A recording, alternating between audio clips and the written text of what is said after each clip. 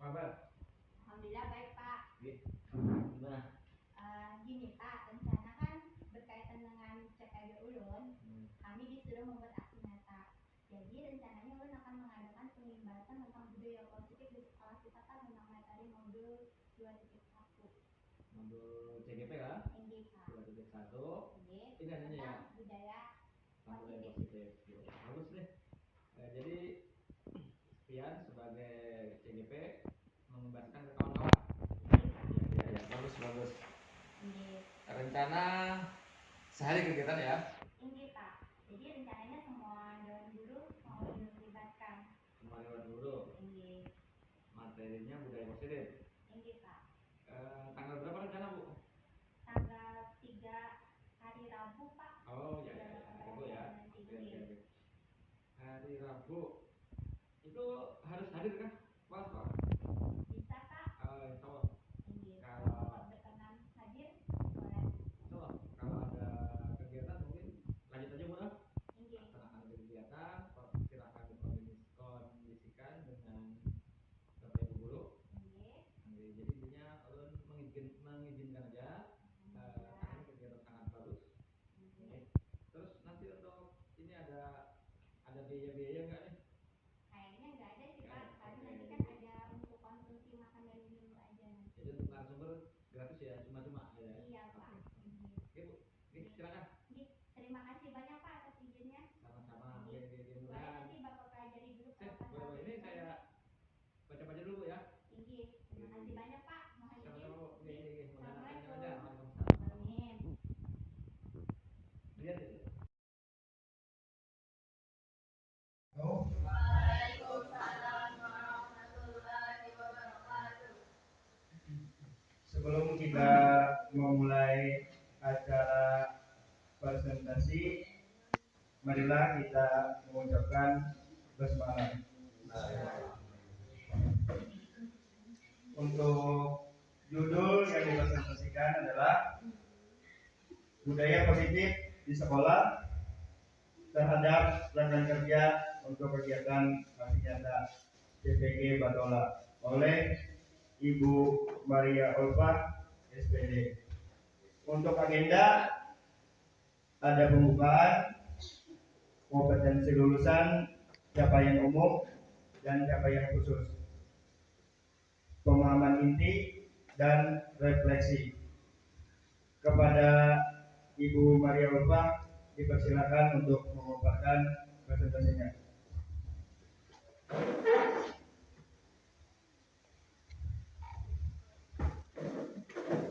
Assalamualaikum warahmatullahi wabarakatuh. Terima kasih kepada Pak Wajah yang sudah memberikan kesempatan kepada saya untuk menyampaikan materi pada hari ini. Sebelumnya, apa kabarnya hari ini? Alhamdulillah. Terima kasih ya sudah memberi undangan saya untuk melaksanakan kegiatan ini. Sebelumnya, pada kegiatan ini saya akan melaksanakan materi pengimbasan budaya positif kepada rekan kerja di sekolah untuk memenuhi tugas saya melaksanakan aksi nyata. Jadi nanti materi yang akan saya sampaikan ini berkenaan dengan budaya nyata. Baiklah, untuk lebih jelasnya saya sedikit menyampaikan tujuan. Adapun tujuan yang pertama adalah kompetensi kelulusan. Pada kegiatan ini diharapkan berkontribusi untuk mencapai kompetensi kelulusan sebagai berikut. Yang pertama, guru dapat memahami dan mengetahui kebutuhan belajar dan lingkungan yang memfasilitasi seluruh individu di sekolah agar dapat meningkatkan kompetensinya secara aman dan nyaman. Yang kedua, guru mampu menggerakkan komunitas di sekolah untuk bersama-sama mengembangkan dan mewujudkan visi sekolah yang berpihak pada murid. Kemudian selanjutnya capaian umum, memahami konsep pendidikan menurut Ki Hajar Dewantara dihubungkan dengan konsep budaya dan lingkungan positif di sekolah yang berpihak pada murid. Melakukan evaluasi dan refleksi terhadap praktik disiplin dalam pendidikan Indonesia secara umum untuk mendapatkan pemahaman baru mengenai konsep disiplin positif untuk menciptakan murid dengan profil pelajar Pancasila. Kemudian, memahami peran guru sebagai guru untuk membangun budaya positif dengan menerapkan konsep disiplin dalam berinteraksi dengan murid. Adapun capaian khususnya, mendemonstrasikan pemahaman guru mengenai konsep budaya positif yang di dalamnya terdapat konsep perubahan paradigma stimulus respon, teori kontrol, teori motivasi perilaku manusia, motivasi internal dan eksternal, keyakinan kelas, hukuman dan penghargaan, 5 kebutuhan dasar manusia, 5 posisi kontrol guru, dan 3 restitusi. Kemudian yang kedua, menerapkan strategi disiplin positif yang memerdekakan murid untuk menciptakan ekosistem sekolah aman dan berpihak pada anak. Yang selanjutnya, bersikap reflektif dan kritis terhadap budaya di sekolah dan senantiasa mengembangkan kebutuhan sosial dan murid. Nah, itu tadi capaian pembelajaran yang kita harapkan pada hari ini. Kemudian di sini ada pertanyaan tematik. Yang pertama, hukuman yang tidak menyenangkan dapat mendisiplinkan anak. Yang kedua, pemberian hukuman dengan hal positif dapat meningkatkan disiplin anak. Yang ketiga, membuat anak merasa bersalah dapat mengubah perilaku anak menjadi lebih baik. Kemudian yang keempat, memberi penghargaan dapat meningkatkan motivasi belajar anak. Nah, jadi dari beberapa pertanyaan tematik yang ada di sini, nanti kita bisa menjawab setelah kita mendengarkan paparan yang akan saya sampaikan nanti. Jadi nanti kita ulang lagi ya di sini di refleksi berikutnya. Nah, kemudian sebelum kita melaksanakan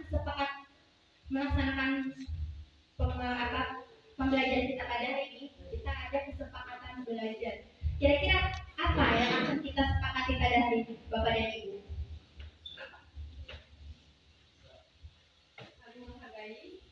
Saling menghargai, peduli terhadap rekan kerja, boleh, saling menghormati. Tidak cukup ya Bu ya? Nah, boleh. Ada lagi tambahan yang lainnya Bapak? Mungkin bolehkah sejak waktu break kena 15 menit rokok ya? Nah, itu termasuk kesepakatan Bapak Ibu lah. Tapi Ibu ada dong orang yang berokok. Iya. Oke, jadi kesepakatan belajar kita. Kemudian, nah, jadi materi yang akan saya sampaikan hari ini adalah pemahaman dan pengalaman penerapan budaya positif di sekolah. Nah, ini konsep utama modul budaya positif yang pertama paradigma belajar, perubahan paradigma belajar. Kemudian ada disiplin positif, motivasi perilaku manusia, kemudian ada posisi kontrol restitusi keyakinan kelas, kemudian segitiga restitusi dan kebutuhan dasar manusia. Yang pertama kita bahas dulu paradigma dengan ini perubahan baru ya.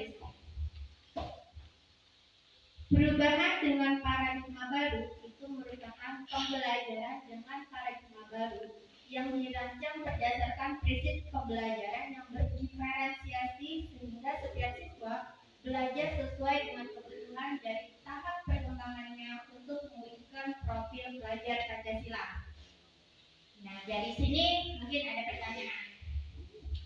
Bapak dan Ibu, sebenarnya pembelajaran berdiferensiasi itu bukan pembelajaran yang baru. Namun, dalam pembelajaran paradigma perubahan sekarang, itu dianggap hal baru. Sebenarnya bukan baru. Jadi pelajaran berdiferensiasi ini sudah kita laksanakan di sekolah.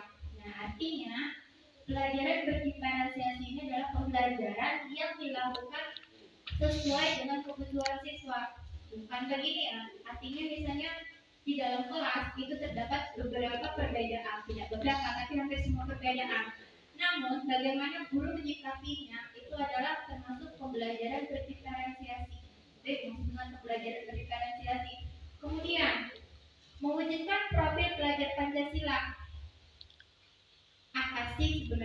profil pelajar Pancasila itu mungkin juga hal yang baru dalam IKM kita ya di sini. Nah, jadi mungkin sudah ada yang tahu yang dimaksud dengan profil pelajar Pancasila. Itu yang pertama dia berakhlak, kemudian mandiri, kreatif, berpikir kritis. Nah, itu adalah termasuk profil pelajar Pancasila. Nah, kemudian di sini ada kegiatan tematik. Nah, boleh dibaca, kelihatan kan Bapak Ibu? Anda dan teman Anda akan melakukan kegiatan coba berkawan. Anda adalah A.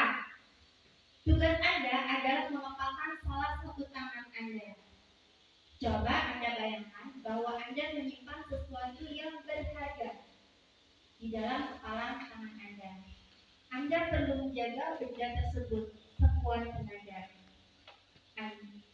tenaga Anda, karena begitu pentingnya untuk kehidupan Anda. Kemudian, tugas rekan Anda adalah B. B adalah orang yang mencoba dengan segala cara untuk membuka kepalan tangan Anda.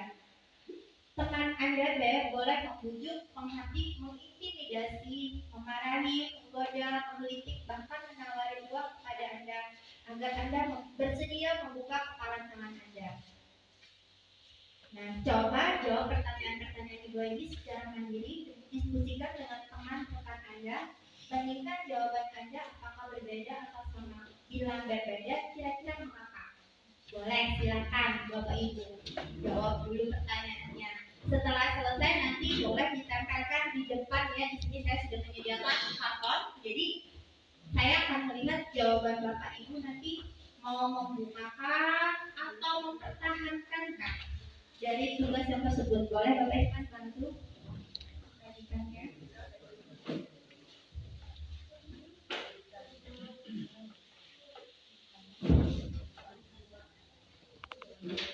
Jika jawabannya membuka, kira-kira kenapa? Boleh ditambahkan jawabannya. Kemudian kalau mempertahankan, kira-kira kenapa? Jadi silakan tuangkan jawaban Bapak dan Ibu sesuai dengan apa yang Bapak Ibu ini rasakan.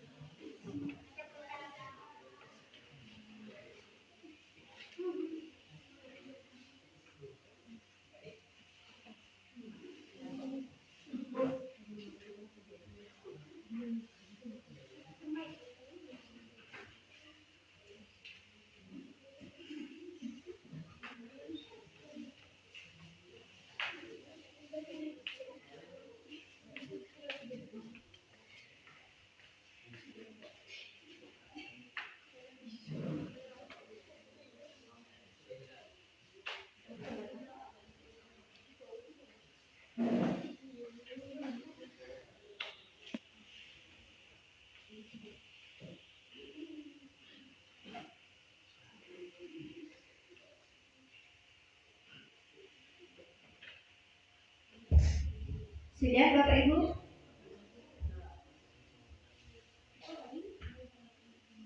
Bapak Ibu? Sudah, kalau sudah silakan maju untuk mendapatkan di papan tulis. Boleh? Langsung 2 orang juga nggak apa-apa.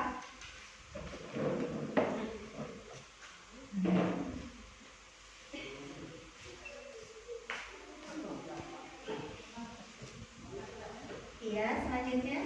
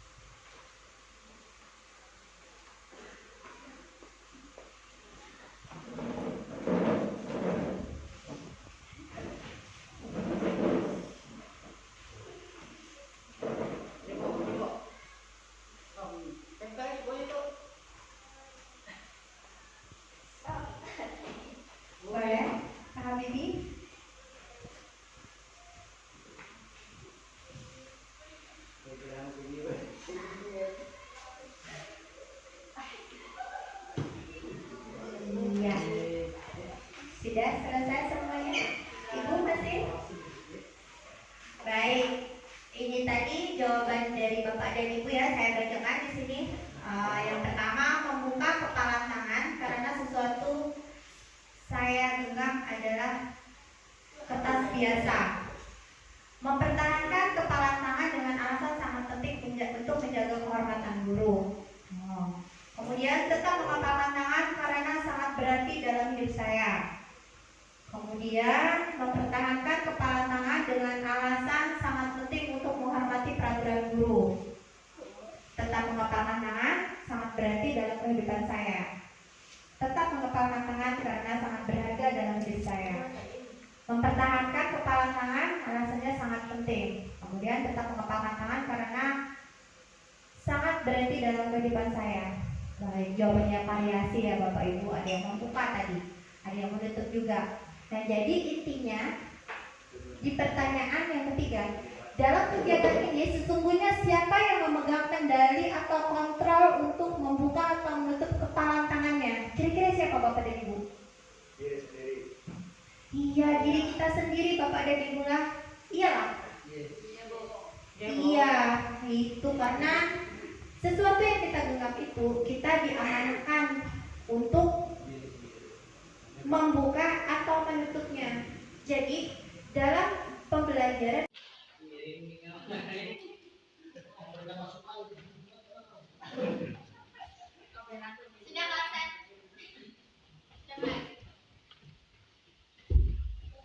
yang selanjutnya adalah restitusi.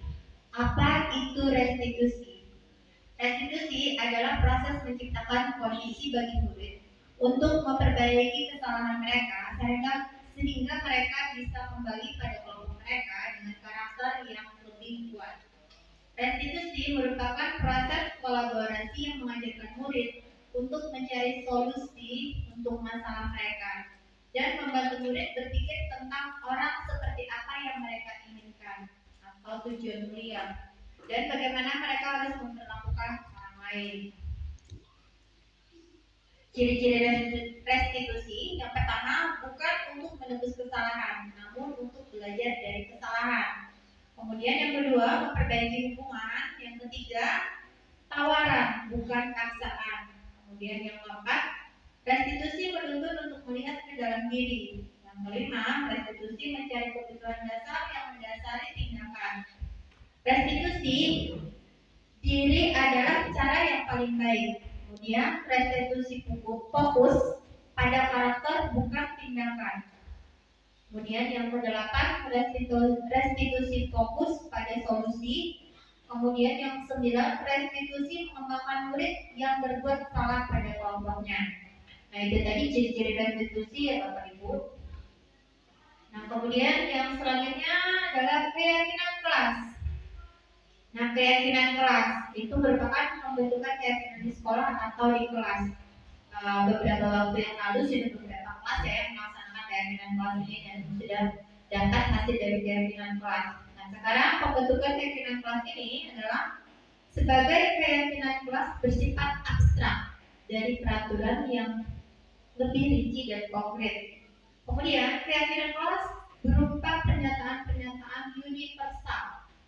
Kemudian pernyataan keyakinan kelas senantiasa dibuat dalam bentuk positif. Keyakinan kelas hendaknya tidak terlalu banyak sehingga mudah diingat dan mudah dipahami oleh semua kelas. Keyakinan kelas sebaiknya sesuatu yang diterapkan di lingkungan tersebut. Kemudian semua kelas hendaknya ikut berkontribusi dalam pembuatan keyakinan kelas lewat kegiatan curah pendapat. Yang terakhir, bersedia meninjau kembali keyakinan kelas dari waktu ke waktu. Nah, itu cara-cara membentukkan keyakinan kelas. Nah, kemudian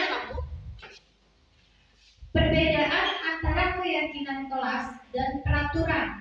Di sini peraturan contohnya adalah selalu kembalikan buku ke tempatnya. Tapi dalam keyakinan kelas itu merupakan nilai tanggung jawab. Kemudian dilarang mengganggu orang lain. Itu merupakan menghormati, menghargai dan menyayangi. Jadi di sini saya punya beberapa kalimat yang harus kalian hubungkan. Ya. Nanti Bapak dan Ibu silakan menghubungkan. Tadi saya sudah menyebutkan beberapa contoh perbedaan antara keyakinan dan peraturan. Di sini, sebentar.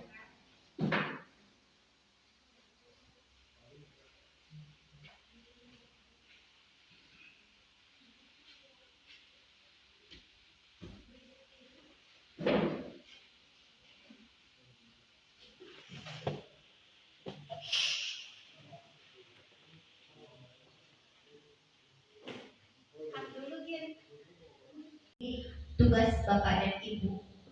Di sini ada kalimat, kemudian di sini ada kata. Nah, jadi di sini merupakan tindakan dan ini merupakan keyakinannya. Ini merupakan keyakinan yang akan dihasilkan dari kalimat ini. Silakan coba Bapak Ibu hubungkan. Kira-kira apa sih kalimat ini nilainya? Boleh Bapak dan Ibu silakan lanjut.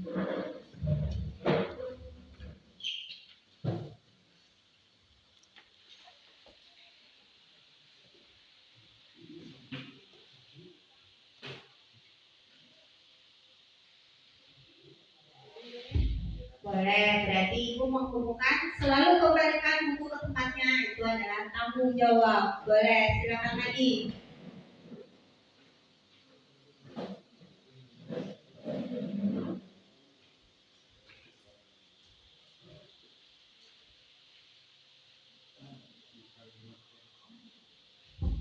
Dilarang menggunakan masker, itu nilainya adalah kesehatan. Boleh. Yang lain?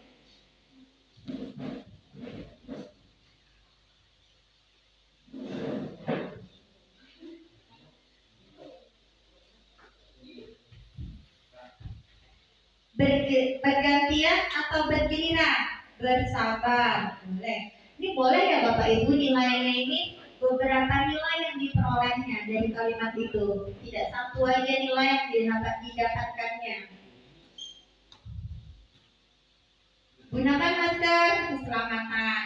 Iya, yang lain lagi silakan.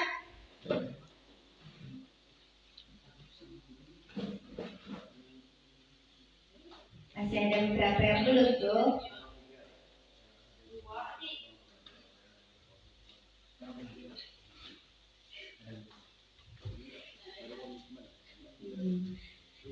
Selalu kembalikan buku ke tempatnya. Oh, dilarang mengganggu orang lain, berarti menyayangi. Boleh, silakan lagi Pak Herman.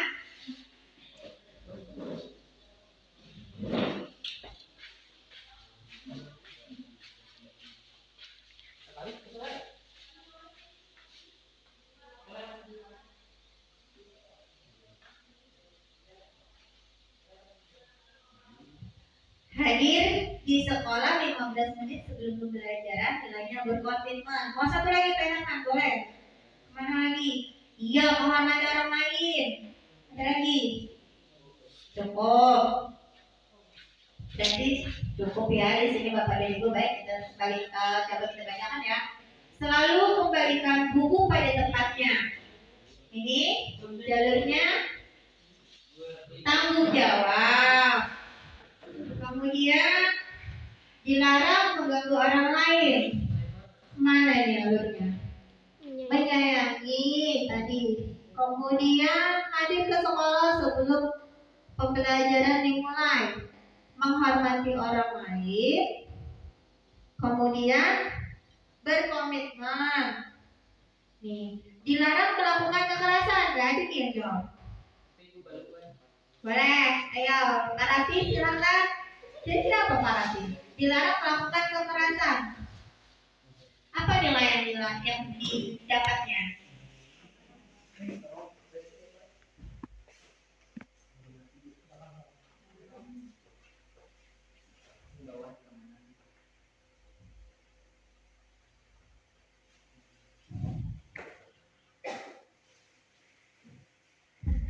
Dilarang melakukan kekerasan itu sama dengan menghargai orang lain. Boleh. Dan lagi kemudian dilarang menggunakan narkoba. Nilai yang didapat adalah kesehatan. Kira-kira ada nilai yang lainnya lagi lah Bapak Ibu? Apa? keselamatan, apa lagi?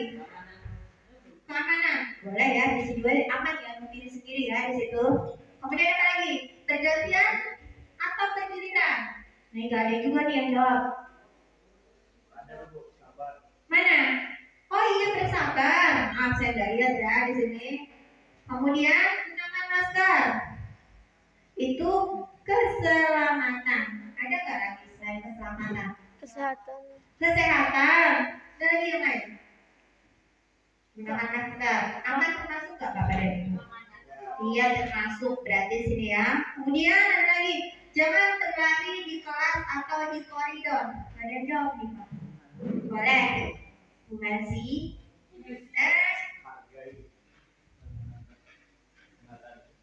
Iya, keamanan. Nah, itu tadi nilai yang didapat ya Bapak Ibu. Terima kasih partisipasinya ya di sini.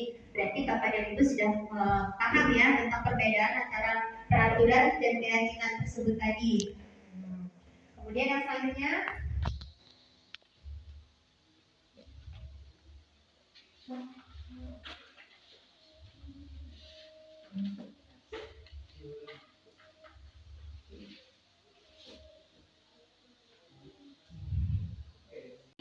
dari yang itu tadi ya Bapak dan Ibu sudah jawab bahwa posisi kontrol guru itu yang pertama itu ada motivasi, kemudian ada identitas gagal atau kontrol, kemudian identitas berhasil atau disebut sebagai kontrol dari luar, kemudian identitas berhasil sukses atau kontrol diri. Yang pertama, identitas gagal atau kontrol itu adalah menghindari hukuman, kemudian identitas berhasil mengharapkan imbalan atau ketergantungan pada orang lain, menghargai diri sendiri. Nah, jadi 5 posisi guru itu yang pertama adalah sebagai penghukum, kemudian membuat orang merasa bersalah, yang ketiga bisa sebagai teman, kemudian yang keempat sebagai pemantau, dan yang kelima sebagai manajer. Nah, kemudian bagaimana sih posisi guru sebagai penghukum? Jadi posisi guru sebagai penghukum itu biasa menghakimi, kemudian sebentar,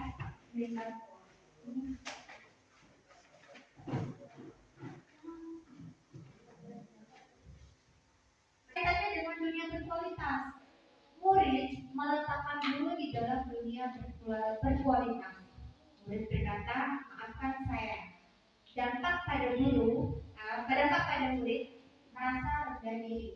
Kemudian sebagai teman, guru sebagai teman, guru berkata, membuat alasan-alasan muridnya. Guru berkata, ayo lakukan demi ibu. Masa kamu tidak mau? Ingat, tidak ibu pernah bantu lagi. Hasilnya, ketergantungan. Kaitan dengan dunia berkualitas, murid meletakkan guru sebagai orang yang sangat penting di dunia berkualitas. Kemudian murid berkata, saya pikir bapak atau ibu teman saya. Ternyata begitu.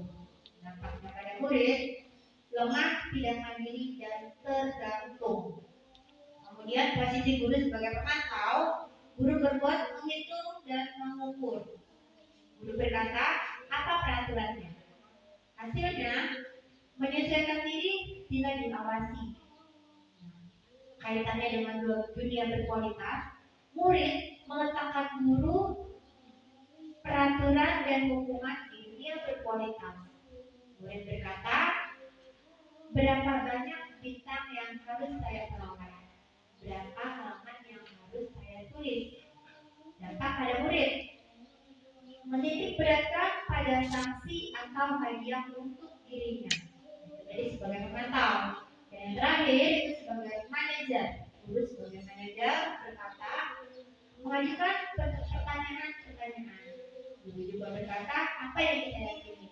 Apa yang bisa kau kerjakan untuk memperbaiki masalah ini? Hasilnya menguatkan pribadi. Kemudian kaitannya dengan dunia berkualitas, murid meletakkan dirinya sebagai individu yang positif dalam dunia berkualitas. Murid berkata, bagaimana cara saya bisa memperbaiki keadaan? Kemudian pada murid mengevaluasi diri bagaimana diri.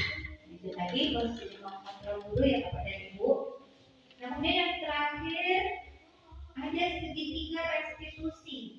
Nah, di sini segitiga restitusi ini adalah validasi tindakan yang salah. Kemudian ada menstabilkan identitas.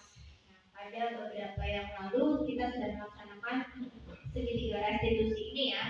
Ada beberapa siswa kita yang sudah melakukan kesalahan. Nah, ini merupakan tindakan yang dilakukan berdasarkan segitiga restitusi.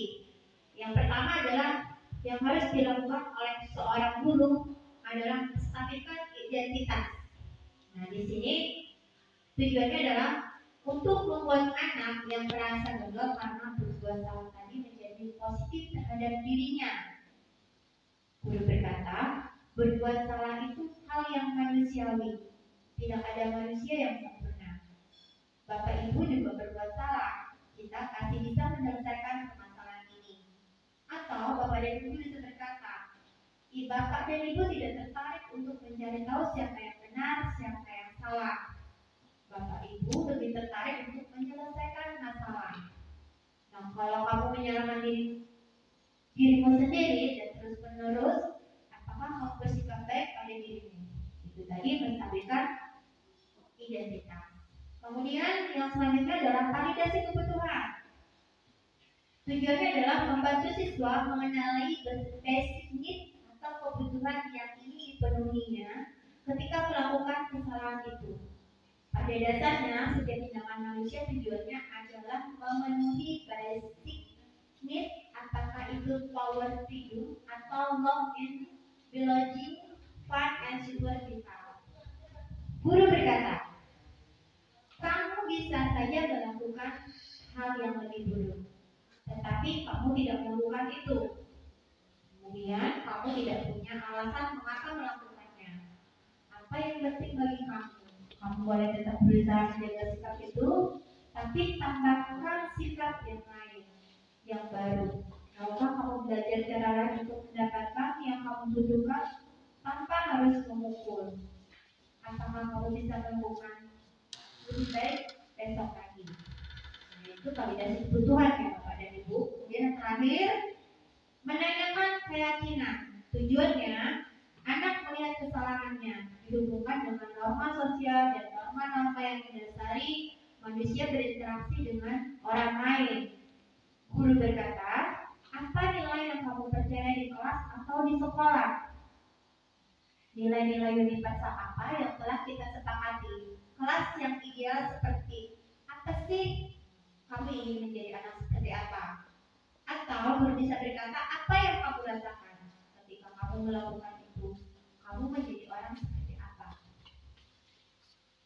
Nah, jadi di sini itu tadi adalah segitiga restitusi. Untuk meyakinkannya, yang ada di kelas sudah dibikin oleh anak-anak berdasarkan guru mata pelajaran. Nah, sekarang coba yang berdasarkan dari guru-gurunya lagi kita bikin keyakinan sekolah kita. Boleh ya Bapak dan Ibu?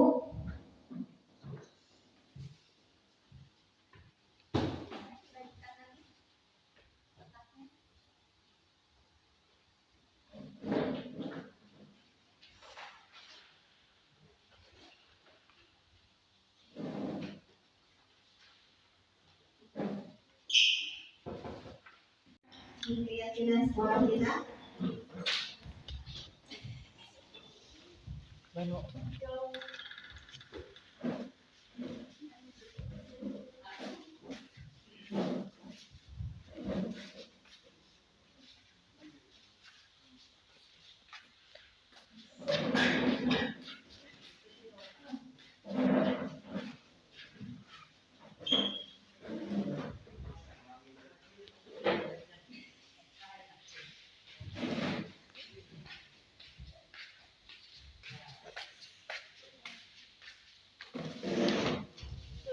Iya, boleh kita bacakan dulu ya.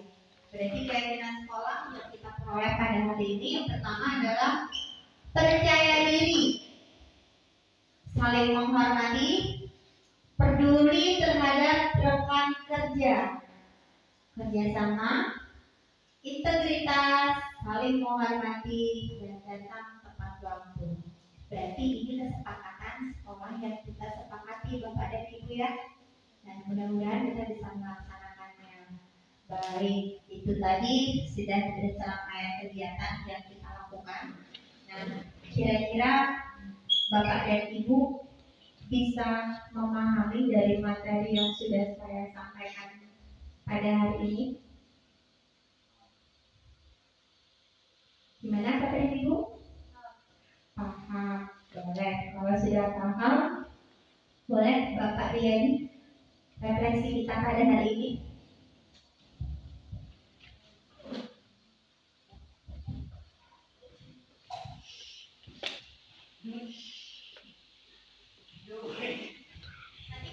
Baiklah Bapak dan Ibu, untuk mengakhiri pembelajaran kita pada hari ini, mari kita melakukan refleksi dulu. Kira-kira apa sih dari hasil pembelajaran kita pada hari ini? Boleh diberikan, silakan sampaikan refleksinya. Refleksi kita hari ini, hal baru apa yang mengubah paradigma saya yang saya dapatkan adalah tentang budaya positif. Terima kasih Bu Rika. Berarti mengubah paradigma Ibu Rika tentang budaya positif ya. Kemudian selanjutnya ada lagi Bapak dan Ibu. Boleh Ibu Amelia. Silakan Bu Amelia.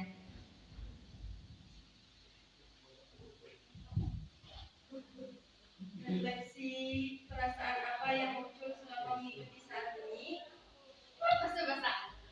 Apa yang muncul selama mengikuti sesi ini, khususnya yang mengenai makna disiplin dan motivasi. Intensi adalah saya sangat senang. Terima kasih, sangat senang ya Ibu ya mengikutinya.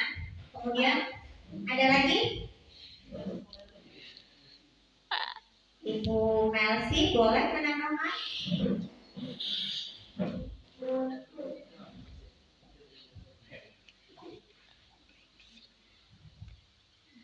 Peran Among seperti apakah yang saya telah lakukan selama mengikuti modul ini? Oh, peran Among apa nanti yang akan dilakukan oleh Ibu Melsi ya selama mengikuti kegiatan ini? Hemat, mungkin mau menambahkan yang terakhir?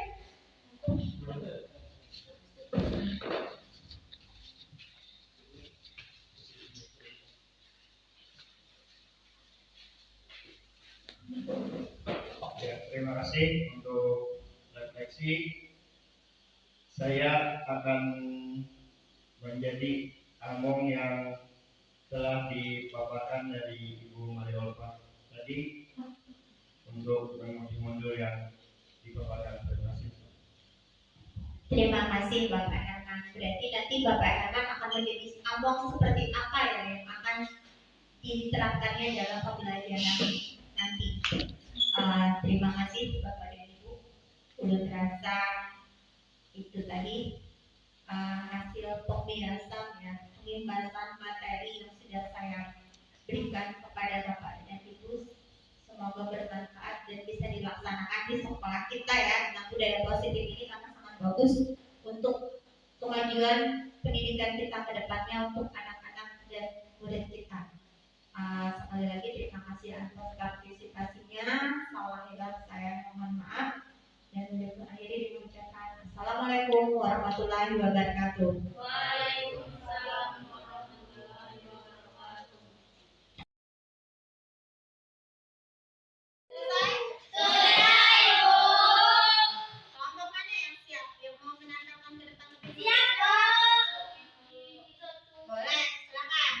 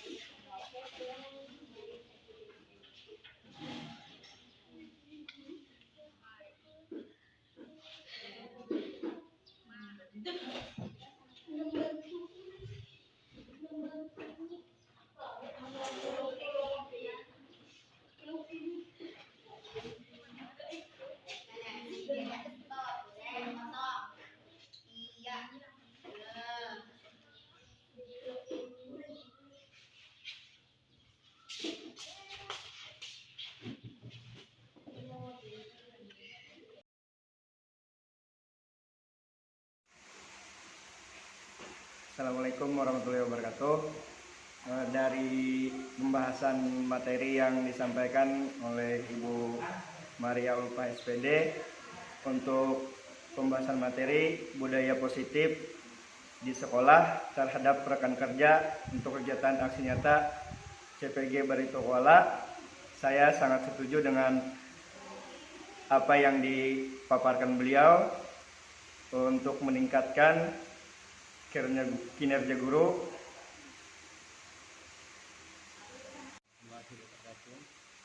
Saya guru sangat setuju apa yang sudah disampaikan oleh Ibu Maria SPD karena sangat bermanfaat bagi para murid dan guru untuk kedepannya. Terima kasih.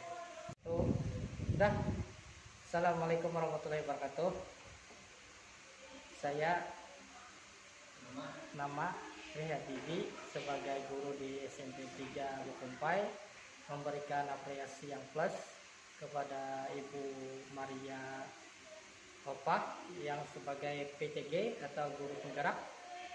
Ini memungkinkan untuk memberikan sesuatu yang dampak positif bagi sekolahan SMP 3 Bukumpai. Itu saja dari saya. Wabillahi taufiq wal hidayah. Wassalamualaikum warahmatullahi wabarakatuh.